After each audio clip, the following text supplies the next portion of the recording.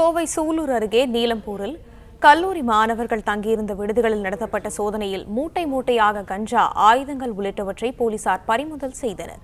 இதை பற்றின மேலும் விவரங்களை எமது செய்தியாளர் மதன் வழங்க கேட்கலாம். மதன், விவரங்கள் என்ன பகிரலாம்? வணக்கம். இன்று காலை 5 மணியிலிருந்து போலீசார் சிறப்பு ஆய்வு மேற்கொண்டு வருகின்றனர்.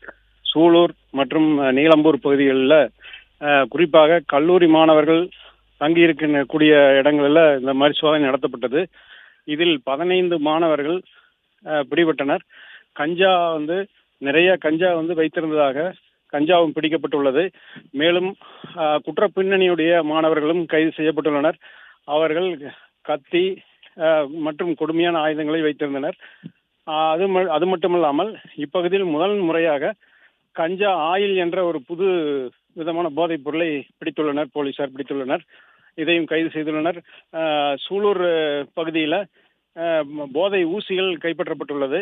இது குறித்து கோவை மாவட்ட காவல் கண்காணிப்பாளர் கார்த்திகேயன் தற்போது செய்தியாளர்களிடம் பேசும்போது இது சம்பந்தமாக 42 பெயரில்லா இருசக்கர வாகனங்கள், நம்பர் பிளேட் இல்லாத இருசக்கர வாகனங்களை பிடித்ததாகவும், மேலும் இந்த சோதனை தொடர்ந்து நடைபெற்றுக் கொண்டிருப்பதாகவும் தெரிவித்தார்.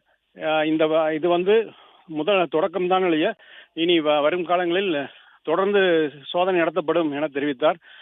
கல்லூரி மாணவர்கள் என்ற போர்வையில் முன்னாள் மாணவர்களும் கல்லூரி மாணவர்களுடன் தங்கி மேலும் குடியிருப்பு பகுதியில் தங்கியிருந்தது அதிர்ச்சி அளிக்கிறது. அப்பகுதி பொதுமக்கள் மிகவும் அதிர்ச்சியை தெரிவித்தனர்.